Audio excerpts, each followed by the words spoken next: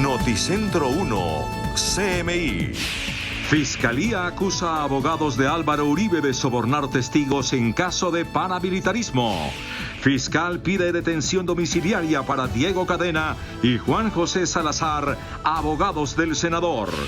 Terrible narración sobre violación de niña en Vera por parte de 7 soldados en juicio hoy. Otro líder social y otro excombatiente de las FARC asesinados hoy en Nariño y Cauca. Capturan a escolta de Timochenko acusado de hacer parte de plan para atentar contra su vida. Presidente del Senado Arturo Char rinde versión libre ante la Corte por acusación de Aida Merlano. Más de 8.000 nuevos contagios y más de 250 fallecimientos hoy en el país por la pandemia. Juzgados de ejecución de penas declaran alerta sanitaria en Bogotá. Cada hora se roban una bicicleta en Bogotá. 830 hurtos diarios en todo el país se denuncian, revela informe de Corporación Excelencia en la Justicia. Condenan a 5 años de cárcel a gobernador del Cesar. Hotelería reporta pérdidas por 4.5 billones de pesos. Subsidios a gas propano decreta el gobierno. Siguen violentas protestas antirraciales en Estados Unidos. Crece escándalo del rey emérito Juan Carlos. Cargos contra su examante. Cumbre de emergencia de Organización Mundial de Salud por rebrote de COVID-19. Encuesta revela masivo apoyo nacional a invitación a médicos cubanos para ayudar en lucha contra la pandemia. Habla el alcalde Quintero en Pregunta a Yamir. Buenas noches, nuestros secretos de hoy. 1. Sacaron a la mujer que manejaba los bienes decomisados a la mafia y que alistaba una histórica subasta. 2. Candidatos palo en la terna del presidente para nuevo magistrado de la Corte Constitucional. 3. A la senadora de las pataletas, la hija le resultó más peleadora. Y Miñapa es el elefante blanco de todos los lunes. El megacolegio de 8.500 millones de pesos en Cartagena, que lleva 3 años en construcción y nada de nada. 1, 2, 3 y Miñapa elefante al cierre. Con Claudia Palacios y Margarita Ortega. Buenas noches. La Fiscalía formuló cargos a los abogados Diego Cadena y Juan José Salazar por sobornar presuntamente a 2 exparamilitares para que cambiaran su versión en el proceso que adelanta la Corte Suprema de Justicia al senador Álvaro Uribe. Los 2 abogados se declararon inocentes. La Fiscalía le pidió a un juez que ordene una medida de detención domiciliaria para los 2 juristas. 154. Los abogados Diego Cadena y Juan José Salazar fueron vinculados formalmente a un proceso por los delitos de fraude procesal y soborno en actuación penal, luego de que la Fiscalía les formulara los 2 cargos ante un juez de control de garantías. Los abogados tendrán que responder por intentar manipular la versión de 2 exparamilitares. Se trata de Juan Guillermo Monsalve y Carlos Enrique Vélez para que cambiaran su testimonio en el proceso que cursa en la Corte Suprema de Justicia en contra del senador y expresidente Álvaro Uribe. Fueron encaminados a obstruir el actuar de la Honorable Corte Suprema de Justicia, de generar error en ella. Se buscaron testigos, se pagaron dineros, se ofrecieron beneficios jurídicos con el fin de presentar pruebas falsas. El primer hecho relaciona al exparamilitar Juan Guillermo Monsalve, a quien según la Fiscalía Cadena le ofreció una asesoría para un cambio de cárcel y además para que su caso fuese estudiado por la JEP, esto con el fin de que cambiara una versión en el caso de Uribe y además para que Monsalve señalara al senador Iván Cepeda. Es claro que se indujo en error a la Honorable Corte Suprema de Justicia, lógicamente por medios fraudulentos, tal y como lo establecen los hechos y como lo establecen las mismas declaraciones, tanto el señor Carlos Enrique Vélez y el señor Juan Guillermo Monsalve. El segundo hecho tiene que ver con el exparamilitar Carlos Enrique Vélez, a quien los acusados, al parecer, le ofrecieron 200 millones de pesos en 2017 en la cárcel de Palmira. Incluso la Fiscalía dijo que parte del dinero fue entregado a los familiares de Vélez. Se hicieron entregas de dinero por 48 millones de pesos. Se hicieron giros por un total de 10.600.000 pesos. se hizo entrega a un sobrino del señor Carlos Enrique Vélez un valor de 18 millones de pesos. El abogado Cadena ha manifestado públicamente que el expresidente Uribe no conocía sobre estos pagos y gestiones y él ha argumentado que parte de ese dinero fue pagado como una labor humanitaria. La Procuraduría acusó a 7 militares de abusar sexualmente y de secuestrar a una menor de 12 años perteneciente a la comunidad en Vera, en inmediaciones rurales de Pueblo Rico, en Risaralda. En la audiencia, el Ministerio Público narró la descarnada manera como estos hombres planearon y ejecutaron el crimen contra la menor. Un grupo de 7 militares fue acusado por la Procuraduría de abusar de la menor indígena en Vera, por lo que tendrán que enfrentar un juicio que podría llevar a una inhabilidad para ejercer cargos públicos por más de 20 años. La menor de 12 años, víctima y perteneciente a la comunidad en Vera Chamí, salió de su casa ubicada en el corregimiento Santa Cecilia, municipio de Pueblo Rico, departamento de Risaralda, con el propósito de recoger unas guayabas para comer. Cuando se encontraba cerca de las instalaciones del pelotón Buitre 2, fue observada alrededor de las 6:15 de la tarde por el sargento viceprimero Juan Carlos Díaz Díaz, quien le dijo que se fuera de ese lugar, por lo que la niña pretendía regresar a su casa cuando se encontró con el soldado regular Juan Camilo Morales Poveda, quien la abordó. La llevó detrás de las instalaciones del Colegio Pío XII. Para el Ministerio Público, los militares aprovecharon de su rol como autoridad para acceder sexualmente de la menor de edad. Quien portaba su uniforme y arma de dotación, la cual la abordó y momentos después procedió a violarla sexualmente, en compañía de otros soldados regulares del mismo pelotón. La Procuraduría señaló que además de ser abusada, la menor fue secuestrada. La niña fue abordada por el que vigilaba, a quien le pidió que ya no más, y este le dijo que debía quedarse por seguridad y le armó un cambucho. En cuanto a su responsabilidad penal, los militares aceptaron los cargos que les formuló la Fiscalía y se espera que en los próximos días se conozca la condena contra los uniformados. Siguen los asesinatos de líderes sociales y excombatientes de las FARC. En las últimas horas fueron ultimados a bala un firmante de la paz en Nariño y un líder campesino en el Cauca. Con los asesinatos de Huber Tobar Pimentel en el municipio de Cartagena del Chairá en Caquetá y Héctor Zambrano en el municipio de Barbacoas en Nariño, se completan 36 asesinatos de excombatientes de las FARC en 2020, 221 desde la firma del acuerdo de paz en 2016. Camilo González, director de Indepaz, ONG que estudia el conflicto armado, asegura que el gobierno es indolente ante esta situación. Estamos a tiempo para que en Colombia todos los sectores políticos y sociales encabezados por el presidente de la coalición de gobierno, por las iglesias, por todo el mundo, convoque a un pacto por la vida. Pero al número de excombatientes de las FARC asesinados se suma el de líderes sociales, que este fin de semana cobró la vida de José Gustavo Arcila Rivera, integrante de la Guardia Campesina y del Comité de Tierras del municipio de Corinto en el departamento de Cauca, llegando así a la cifra de 166 líderes asesinados en lo que va corrido del año. Hay que parar la masacre. En Colombia estamos en la peor matanza de líderes sociales y de excombatientes comprometidos con la paz. Según Indepaz, los líderes campesinos que están defendiendo su territorio y la sustitución voluntaria de cultivos ilícitos son los amenazados actualmente. 6 disidentes de las FARC fueron capturados, entre ellos una escolta de Rodrigo Londoño, es decir, de Timochenko. Están acusados de planear un plan criminal contra el líder del ahora partido Fuerza Alternativa Revolucionaria del Común.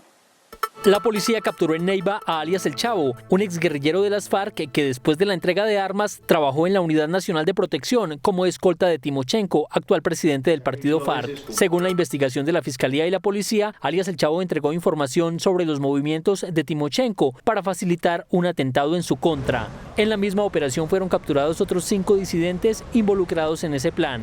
Los investigadores descubrieron que alias El Paisa había ordenado otros atentados contra políticos de relevancia nacional y entidades. Como sus hombres no pudieron concretarlos, entonces decidieron atacar a Timochenko para generar caos. El plan contra Timochenko también fue frustrado. La última aparición de alias El Paisa fue en este video, en el que Iván Márquez anunció el rearme de una parte de las FARC.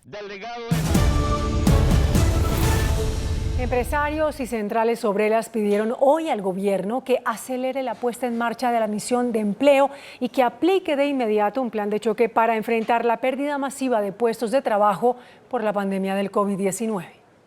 El ministro de Trabajo, Ángel Custodio Cabrera, recibió un llamado perentorio de gremios y sindicatos para que agilice la llamada misión de empleo.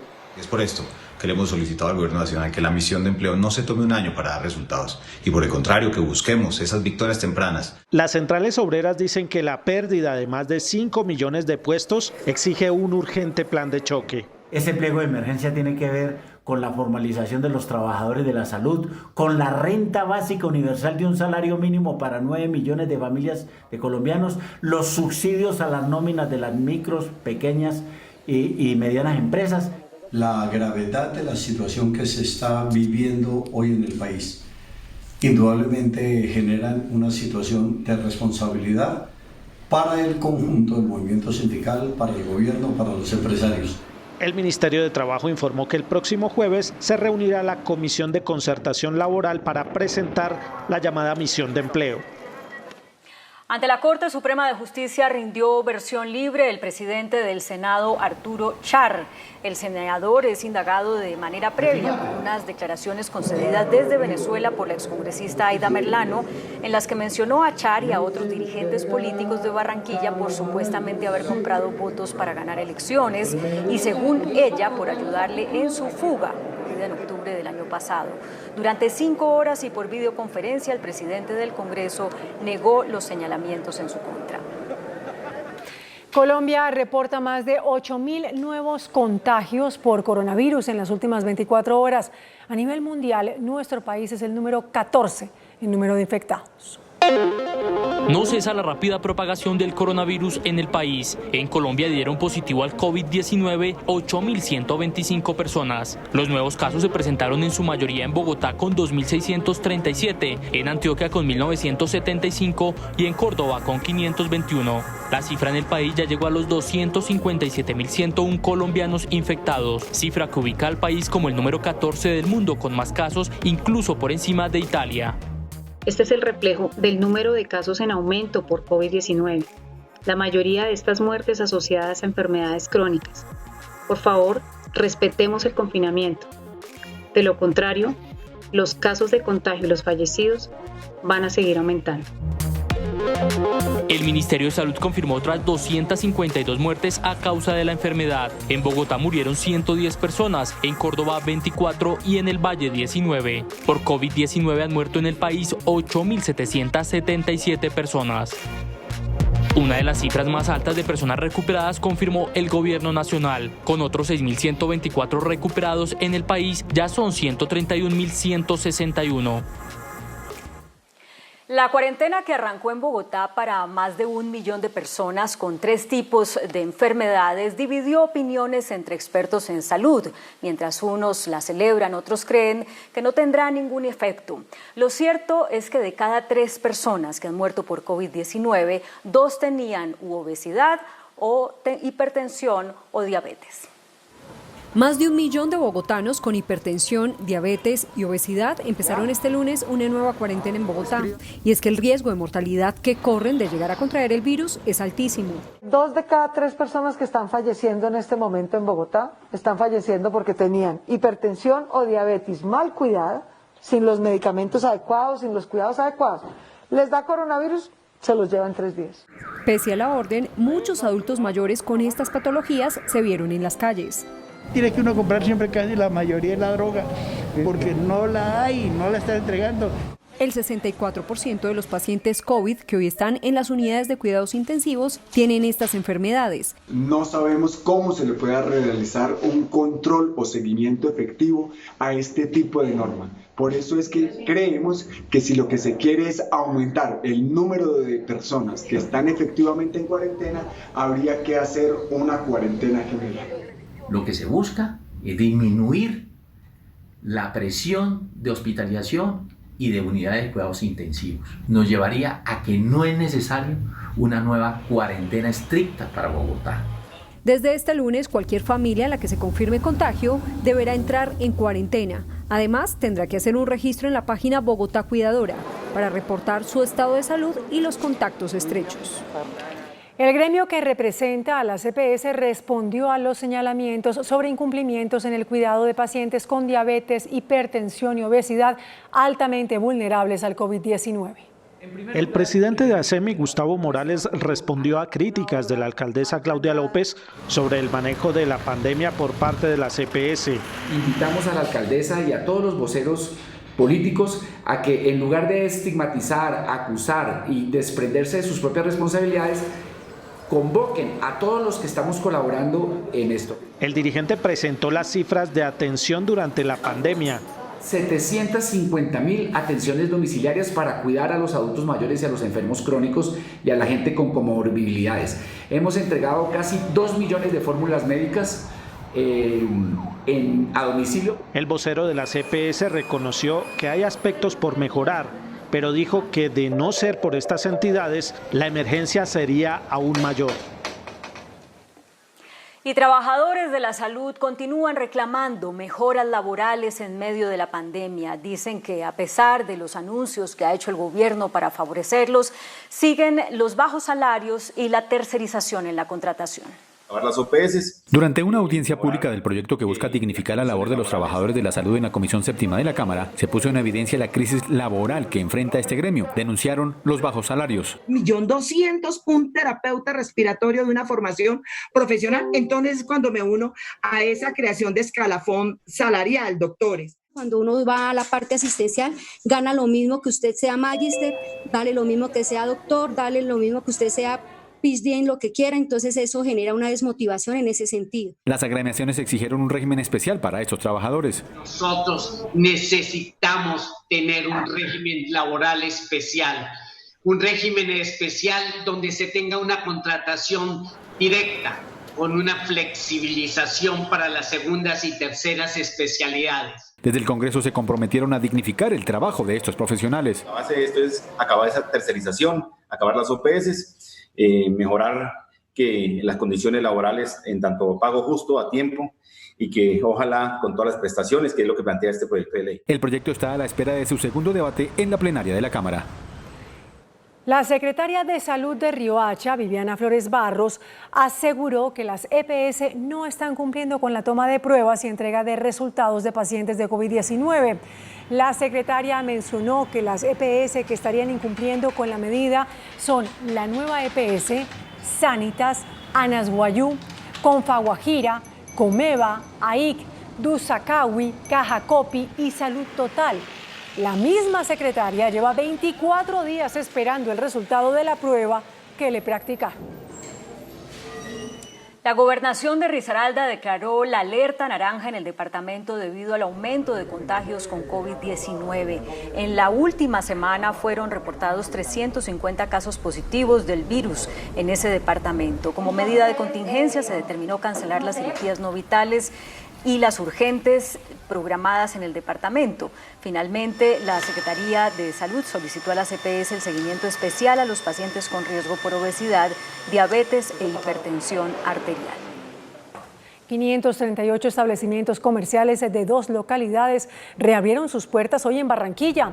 De 1.100 negocios visitados por las autoridades, el 50% revalidó los protocolos de bioseguridad. Persisten, sin embargo, las restricciones para las actividades de esparcimiento. Al comercio solo podrán ingresar quienes estén habilitados con el pico y cédula.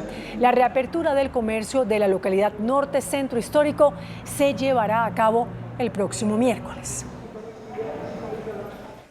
Y Azonal Judicial declaró emergencia sanitaria en los juzgados de ejecución de penas de Bogotá. En esos despachos ubicados en el centro de la capital laboran unas 200 personas y está confirmado el contagio con COVID-19 de 5 empleados. En los juzgados de ejecución de penas se ha mantenido la actividad ante la no suspensión de términos para esos despachos. Se disparó el hurto de bicicletas en Bogotá en medio del aislamiento. Los ladrones aprovechan que ahora se convirtieron en el principal medio de transporte en la capital. Cada hora se roban una bicicleta. 2 delitos se han incrementado en Bogotá en el primer semestre del año: el hurto de bicicletas y el homicidio. En cuanto al primero, según datos de la Secretaría de Seguridad, el hurto pasó en 2019 de 3.914 bicicletas robadas a 4.712 en 2020, es decir, un incremento del 20%. datos que significan que en Bogotá diariamente se roban 26 bicicletas. Lo primero es que existe un aumento progresivo de personas que están utilizando la bicicleta como medio de movilidad. Lo segundo es que es un delito que se está comportando como se comportó en su inicio, el robo de celulares, de manera particular como un ingreso a pequeñas organizaciones como pandillas y grupos de jóvenes que se dedican al hurto. El segundo delito que ha aumentado es el homicidio. En 2019 hubo 486 y en 2020 494, es decir, un aumento del 2%. Para el concejal Oscar Ramírez, lo más grave es el incremento en el número de ollas o sitios de delincuencia organizada. El tema es muy grave. El tema se ha vuelto tan rentable que hoy delincuentes de otros países vienen a la ciudad de Bogotá a competir por esos territorios. ¿Qué pasa? El crimen organizado está siendo tan rentable en la ciudad de Bogotá que ha crecido de manera desbordada. Bien lo mencionaba, en enero habían 221 ollas, hoy hay 441. Pese a que 8 de 10 delitos han bajado sus índices, la percepción de inseguridad en la ciudad es del 84%. Bueno, y a esto súmese que la Corporación Excelencia en la Justicia dijo que en el último año se dispararon los hurtos, el promedio 830 por día. El informe denominado El reloj de la criminalidad revela que cada día en promedio se cometieron 830 hurtos a personas para un total al año de 302.000. Los días con mayor hurto a personas fueron los viernes. Además, se registraron 316 casos diarios de lesiones personales que corresponden a 115.000 anuales. En cuanto a violencia intrafamiliar, el informe habla de 303 episodios por día para un total de 110.000 al año. Por día se cometieron más de 300 de estas agresiones. Quiero decir un cálculo de prácticamente 13 al día. Y además llama la atención que generalmente es una actuación irregular que se comete en las horas de la noche. El documento señala que ocurrieron 122 hurtos a residencias cada día, es decir, 44.500 durante el año. Luego figuran los robos de motocicletas con 94 diarios y 34.000 en el año. Estas cifras, reveladas por la Corporación Excelencia en la Justicia, corresponden al promedio de los delitos más cometidos entre enero y diciembre del año pasado. La Corte Suprema de Justicia pidió al presidente de la República suspender al gobernador de Cesar, Luis Alberto Monsalvo Géneco, tras condenarlo a 5 años de cárcel por el delito de corrupción al sufragante. El gobernador de Cesar, Luis Alberto Monsalvo Géneco, fue condenado a 5 años y 1 mes de cárcel por la Corte Suprema de Justicia al declararlo responsable del delito de corrupción al sufragante. Los hechos por los cuales fue sentenciado ocurrieron en 2011 durante la campaña a la primera gobernación de Monsalvo Géneco, cuando acordó con los invasores de unos terrenos en el sector de Tierra Prometida, en Valledupar, mantenerle su situación irregular a cambio de votos. Autor responsable del delito de corrupción al sufragante, previsto en el artículo 390 del Código Penal. En el fallo proferido por la Sala de Juzgamiento de Primera Instancia, la Corte le concede al gobernador la detención domiciliaria. Como el doctor Monsalvo Géneco es el actual gobernador del departamento del Cesar, para dar cumplimiento a la pena privativa de la libertad, se pedirá la suspensión del cargo al señor presidente de la República. La condena además incluye una multa de 301 salarios mínimos en el momento de los hechos, unos 160 millones de pesos. La Corte Constitucional puso en marcha una moderna plataforma para la organización de tutelas que llegan de manera digital para su eventual revisión. El presidente del Alto Tribunal, Alberto Rojas, dijo que esta plataforma hace en 2 minutos lo que a una persona le toma un día entero. Con la nueva plataforma denominada Paretoria, en la Corte Constitucional se facilitará el análisis y estructuración de las tutelas que llegan de manera digital para una eventual revisión. Solo el año pasado la Corte recibió 620.000 tutelas. Mientras una persona tarda cerca de un día para leer 30 expedientes, Paretoria puede hacerlo en 2 minutos. Esta moderna herramienta se logró adquirir y adaptar a los sistemas de la Corte Constitucional por una alianza público-privada y con apoyo de las universidades del Rosario y Buenos Aires, de la Cámara de Comercio de Bogotá, CAFAM, Colsubsidio, Corferias y la Corporación Excelencia en la Justicia, entre otras entidades. Las autoridades capturaron en el aeropuerto El Dorado a Arley Antonio Úsuga Torres, alias 07, tras su deportación de Estados Unidos. Úsuga Torres, quien cumplió una pena por narcotráfico, fue enviado a Colombia. El detenido es sobrino de alias Otoniel, jefe del Clan del Golfo, y tiene varias órdenes de captura vigentes por crímenes ocurridos en Antioquia y norte de Santander.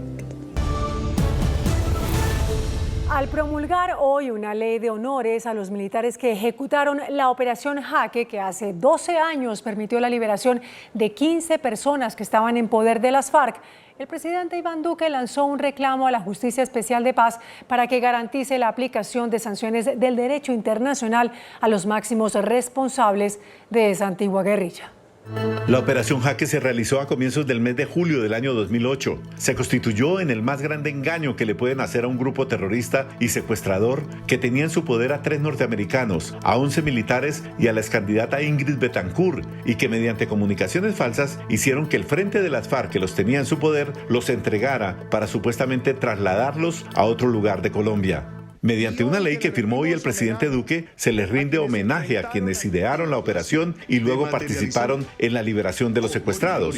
El jefe de Estado aprovechó la ocasión para reclamar de la Jurisdicción Especial de Paz verdad, justicia, reparación y garantía de no repetición, especialmente en el crimen de reclutamiento de menores por parte de las FARC. Que se conozca toda la verdad sobre el reclutamiento de menores.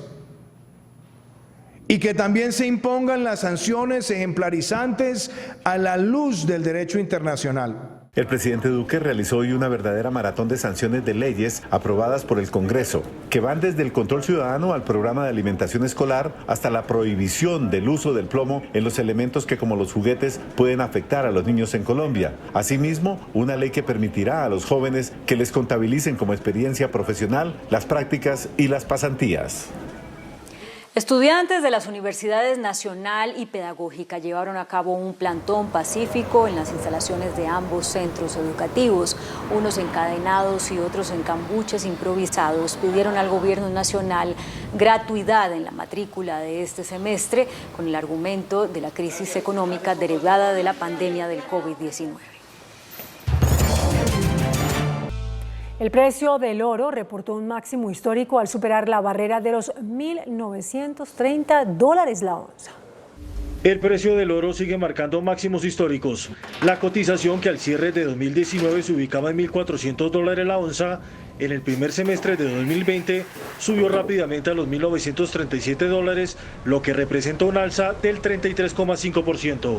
El alza que se da por los efectos del coronavirus, ya que ante la incertidumbre de los mercados financieros, los inversionistas buscan activos seguros. Y lo que representa es una gran oportunidad para Colombia en la reactivación sostenible, teniendo en cuenta el potencial que tiene el país en este mineral. La tendencia favorece la viabilidad de varios proyectos en Colombia, como Gramalote, Buriticá, Soto Norte y mineros en Antioquia y Caldas principalmente. Que podrían aportarle a la producción de oro casi el doble de las toneladas que se están produciendo actualmente en los próximos 10 años. Se espera el desarrollo de estos proyectos en favor de las regalías. El presidente de Cotelco, Gustavo Toro, reveló que el sector hotelero ha tenido pérdidas por 4,5 billones de pesos debido a la falta de turistas derivada del confinamiento por la pandemia. De acuerdo con la encuesta del sector hotelero, las pérdidas de la industria ascienden a los 4,5 billones de pesos y una rentabilidad negativa del 95% para la cadena, una de las más afectadas por las medidas de aislamiento para contener el coronavirus. Los meses de marzo, abril y mayo presentaron en cifras uno de los peores panoramas para el sector hotelero, con la ocupación de 3,2%, siendo la más baja de la historia. Se han perdido 34.600 empleos y las utilidades se han disminuido en un 96%. La ocupación no alcanza el 3% en todo el país. Se insiste en la reactivación inmediata. Es así como el sector hotelero viene solicitando la apertura del transporte, tanto aéreo como terrestre, como un primer elemento de reactivación de la industria. Se espera un avance significativo en las evaluaciones y autorizaciones de las alcaldías locales. El presidente de Fendipetróleo, Juan Carlos Vélez, indicó que 1.000 estaciones de servicio están en riesgo de cerrar por el desplome en las ventas de combustibles. Más de 1.000 estaciones de servicio que dejaron de vender 230 millones de galones tanto de gasolina como de ACPM se encuentran en riesgo, ya que han dejado de percibir los suficientes recursos para su sostenibilidad como pagos de proveedores y empleados. El impacto en ventas afectará al fisco nacional en por lo menos 1 billón de pesos. Urgen medidas del gobierno. Entrar a establecer el margen de comercialización sostenible, sobre todo para contrarrestar esa fuerte competencia que debido a la pandemia están viviendo hoy muchas estaciones de servicio en algunas regiones del país. El sector también se ha visto afectado por las medidas de aislamiento para contener el coronavirus. El viceministro de Energía, Miguel Lotero, anunció un nuevo desembolso de recursos para garantizar los subsidios del gas propano. De esta manera, el Gobierno Nacional asegura los recursos necesarios para garantizar el servicio de gas propano en el país. Solo para este sector se destinaron 17.644 millones de pesos de un paquete total de 778.300 millones de pesos en favor de subsidios en gas natural y energía eléctrica. Con estos nuevos recursos, el Ministerio de Minas y Energía completa pagos por más de 1.8 billones en lo que va de 2020 y sigue al día con el pago de subsidios en el país hasta la fecha. De esta manera, seguimos facilitando una mayor liquidez a las empresas para que continúen con su operación, especialmente durante la emergencia que atravesamos por el COVID-19. Se beneficiará a 5.9 millones de usuarios. La Superintendencia de Industria y Comercio multó a la ETB y a DirecTV. Las sanciones se impusieron tras verificar que las compañías no atendieron solicitudes de terminación de varios contratos.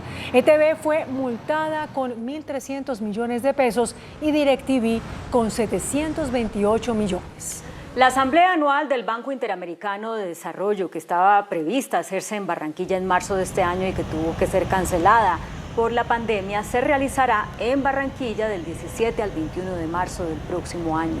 Así lo anunció el organismo multilateral en un comunicado. Descartó una posible realización en septiembre de este año, como se había programado inicialmente. Según el alcalde de Barranquilla, Jaime Pumarejo, este evento debe ser aprovechado para trabajar en la recuperación después de la pandemia. El índice de capitalización de la bolsa, que mide el comportamiento de las 20 principales acciones, cerró al alza. El índice de capitalización de la Bolsa de Valores de Colombia subió 0,58% a 1.180 puntos. La acción de Promigas fue la que más subió con una valorización de 10% a 7.000 pesos. La acción del Grupo Argos fue la que más cayó con una pérdida del 2% a 10.780 pesos. La acción más negociada de la jornada fue la de Preferencial Bancolombia, al movilizar más de 32.000 millones de pesos. Y el dólar cerró al alza. Indicadores económicos en Noticentro 1 CMI. La tasa representativa del mercado que regirá para mañana martes será de 3.679 pesos con 17 centavos. Los profesionales del cambio compran la divisa en promedio entre 1.310 pesos y la venden entre 1.380 pesos. Un euro cuesta 4.319 pesos. La libra de café en Nueva York se cotizó a $1 con 10 centavos. El azúcar se transó en 12,18 centavos de dólar la libra. El barril de petróleo WTI se cotizó en $41 con 62 centavos. La referencia Brent para Colombia se cotizó en $43 con 95 centavos. Una acción de Ecopetrol cuesta 2.245 pesos. Las medidas del presidente Trump para contener las protestas contra el racismo en Portland, Oregón, no han sido efectivas. Al contrario, han aumentado las tensiones entre la comunidad y las autoridades. No resultó la estrategia del presidente Donald Trump, que con el envío de fuerzas federales para apagar las protestas antirracistas en la ciudad de Portland, solo recrudeció las tensiones entre los manifestantes y las autoridades. La fuerte indignación desatada por la presencia de agentes con atuendo militar realizando detenciones intensificó la violencia y la reacción de las autoridades, que reprimieron a los manifestantes con gases lacrimógenos que incluso alcanzaron al alcalde Ted Wheeler, quien dialogaba con algunos de los presentes. A la convulsión en la ciudad más grande de Oregón se sumó el hallazgo de la policía de una bolsa con cócteles Molotov y cargadores de rifle en una zona cercana a las protestas, que para muchos es una evidencia plantada para desacreditar el carácter pacífico de las manifestaciones que se extendieron a Seattle y otras ciudades de Estados Unidos. En España, la Casa Real vive momentos de tensión tras confirmarse que la considerada examante del rey emérito Juan Carlos I es objeto de investigación por parte de la justicia de ese país. Con banderas republicanas, un grupo de manifestantes en el centro de Madrid pidió el fin de la monarquía española, rechazando los múltiples escándalos que empañan a la familia real. El rey emérito está siendo investigado desde el mes pasado por el Tribunal Supremo para delimitar o descartar si cometió fraude fiscal y blanqueo de capitales en relación con un contrato para la construcción de un tren de alta velocidad en Arabia Saudita. Además, ahora están apuros debido a la imputación de cargos que recibió Corina Larsen, considerada como una examante del rey, por unos audios donde Larsen atribuía sin pruebas al monarca el cobro de comisiones y el uso de testaferros para ocultar una supuesta fortuna en Suiza. Las cintas revelaron también un encargo de Larsen al ex policía José Manuel Villarejo, donde pretendía investigar ilícitamente a su asistente personal. La investigación se había cerrado en 2018 porque los datos que aportaba Larsen en esa conversación se referían a hechos ocurridos antes de la abdicación de Juan Carlos I, por lo que el rey era entonces inviolable, pero las nuevas evidencias fueron base para la reapertura del caso. La Organización Mundial de la Salud citará de nuevo a su comité de emergencia al cumplirse 6 meses de la declaratoria de pandemia del COVID-19 para analizar los resultados de las recomendaciones y evaluar si debe dar nuevas recomendaciones. Esta semana se cumplen 6 meses desde que la OMS declaró la pandemia del coronavirus como una emergencia de salud pública de importancia internacional, por lo que el organismo volvió a citar una reunión de emergencia. As required under the international health regulations, I will reconvene the emergency committee later this week to re-evaluate the pandemic and advise me accordingly. El comité le entregará a la organización una serie de recomendaciones para enfrentar la pandemia que continúa en aumento. The pandemic continues to accelerate. In the past 6 weeks, the total number of cases has roughly doubled. Para la OMS, imponer restricciones de viaje y cerrar las economías no son suficientes medidas para mantener el COVID-19 bajo control. Además, aseguró que cerrar las fronteras no es una estrategia viable. It is going to be almost impossible for individual countries to keep their borders shut for the foreseeable future. Economies have to open up, people have to work, trade has to resume. La Organización Mundial de la Salud continúa esperando el desarrollo de una vacuna contra el coronavirus, pero estiman que no estará lista sino hasta junio del próximo año. Entre tanto, el mundo ya supera la cifra de las 650.000 muertes por causa del coronavirus. Desde que la pandemia apareció a finales del 2019 en China, el mundo ha registrado más de 16,3 millones de casos de coronavirus. Y en los últimos 5 días se reportaron más de 1 millón de nuevos contagios, según el recuento oficial de la Organización Mundial de la Salud. Hoy la cifra de fatalidades superó las 650.000. Este número se ha duplicado en un poco más de 2 meses y desde el 9 de julio se han contabilizado más de 100.000 nuevas muertes.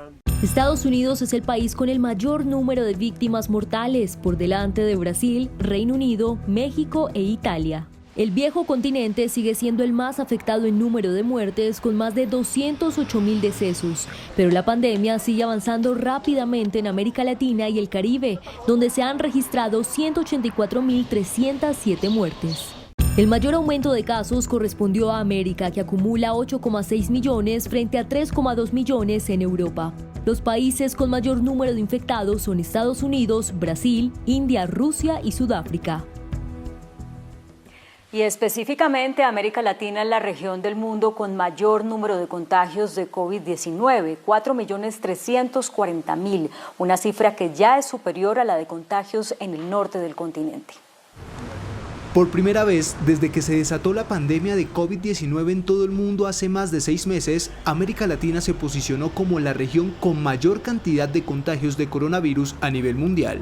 Con más de 4.340.000 casos confirmados, Latinoamérica sobrepasó las cifras reportadas en América del Norte, que se queda atrás por 10.000 infectados, concentrados en su gran mayoría en Estados Unidos, actual epicentro global con 4,2 millones de positivos y cerca de 150.000 muertes.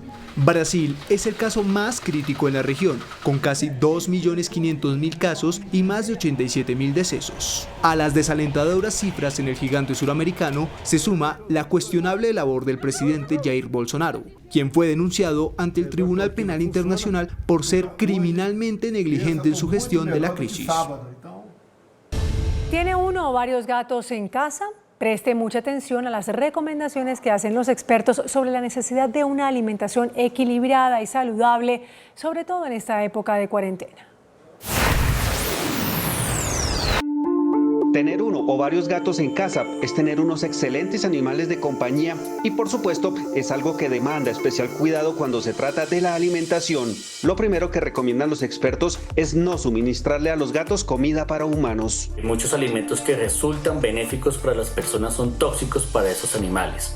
La alimentación de los gatos en época de pandemia y en una época normal depende de la edad y la actitud y las condiciones de salud. Existen muchas líneas y marcas que ofrecen todo tipo de alimentación dependiendo la condición de cada animal. En todas las razas la dieta debe ser equilibrada y saludable para atender las necesidades nutricionales. Las porciones o marcas más adecuadas dependen de las características del felino como edad, tamaño, temperamento o raza. Y muy importante, alimentarlos con comida que controle la acumulación de bolas de pelo en el sistema digestivo. Lo mejor, según los especialistas, es consultar al veterinario. Una mayoría de los colombianos encuestados por el Centro Nacional de Consultoría apoya la propuesta del alcalde de Medellín, Daniel Quintero, de pedir ayuda a médicos cubanos para que suplan la escasez de médicos intensivistas capacitados para atender a pacientes críticos de COVID-19 en las unidades de cuidado intensivo. La pregunta del Centro Nacional de Consultoría: ¿está usted de acuerdo con la propuesta del alcalde de Medellín que ante la escasez de médicos en las UCIs que operen los respiradores, se pida la ayuda de médicos cubanos? Sí, 62%, no, 34%, no sabe, no responde, 4%. El gobierno nacional advirtió que es la única instancia competente para atender asuntos relacionados con el talento humano extranjero. En este momento no existe a nivel nacional una necesidad de traer recursos adicionales y también es muy importante tener en cuenta que antes de pensar la posibilidad de traer médicos o profesionales de otros países, es necesario estudiar la viabilidad de dichos procesos. Estas solicitudes deben ser articuladas y formalizadas utilizando los canales diplomáticos a través del Ministerio de Relaciones Exteriores y en el marco de los convenios de cooperación existentes con los otros países. Por su parte, el presidente Iván Duque advirtió esta noche que su gobierno no tiene ninguna prevención con profesionales extranjeros ni con ningún país. Yo creo que lo importante es aquí tener claro que aquí no hay ningún sesgo ni discriminación con respecto a países, pero hay unos procedimientos que han sido establecidos con rigor por parte del Ministerio de Salud. La Embajada de Cuba en Colombia solamente se ha pronunciado mediante este Twitter. Médicos cubanos son profesionales cuyas capacidades científica y humana están demostradas en las centenares de misiones que han cumplido en todo el mundo. Decenas de gobiernos, millones de vidas salvadas, la ONU, la OMS y la OPS son testigos. Lo demás son falacias infantiles. Y a propósito de este tema, esta noche, tras una reunión con organizaciones médicas, el alcalde de Medellín, Daniel Quintero, dijo que se acordó trabajar con personal local en la etapa más dura de la pandemia. Al término de la reunión con representantes del sector médico, el alcalde de Medellín, Daniel Quintero, anunció que acordaron un plan para que especialistas antioqueños atiendan la contingencia por COVID y lograr una mayor expansión en unidades de cuidados intensivos. Hemos logrado varios acuerdos y un trabajo conjunto que va a permitir trabajar con la gente de la región, con los médicos de la región para enfrentar la etapa más dura del virus. Los hospitales no solo se comprometen a abrir las camas que tenían pendientes por abrir, que ya habíamos entregado ventiladores, sino que además han hecho un compromiso adicional de abrir 95 camas más. El encuentro se dio luego de que el alcalde solicitara al gobierno de Cuba una brigada médica para atender la contingencia por coronavirus. Y por su parte, el alcalde de Cali, Jorge Iván Ospina, dijo que no descarta pedir ayuda extranjera para la atención del COVID-19. Ospina resaltó la propuesta del alcalde de Medellín, Daniel Quintero, para traer médicos extranjeros. Nosotros no tenemos suficiente personal porque durante los últimos años se ha desatendido la formación de talento humano altamente calificado en el sector de la salud. El jefe del gobierno caleño también manifestó tener interés por los programas de prevención con Cuba y Uruguay. El primer país de Latinoamérica que superó la epidemia es Cuba, como lo superó Uruguay. Y de ambos países nos encantaría tener sus experiencias y su apoyo de recurso humano. Según Jorge Iván Ospina, no dudará en pedir refuerzo de personal extranjero para manipulación de la SUSI o tratamientos con pacientes. Y Carlos Caicedo, el gobernador de Magdalena, dijo que ya solicitó a Cuba asistencia técnica y una misión médica para que colaboren con la atención de la pandemia. El gobernador del Magdalena, Carlos Eduardo Caicedo, solicita cooperación y asistencia técnica de Cuba para poder contar con el apoyo de un equipo de médicos y salud pública en los campos de la atención primaria, la vigilancia epidemiológica y la atención a pacientes de COVID-19. Una misión médica que refuerce el trabajo de los médicos a nivel territorial, con intensivistas, salubristas y epidemiólogos. El gobernador ha puesto en marcha una estrategia de atención primaria universal, intercultural e incluyente denominada Médico en tu Casa, que busca que los servicios de salud lleguen efectivamente a las subregiones y controlar el coronavirus.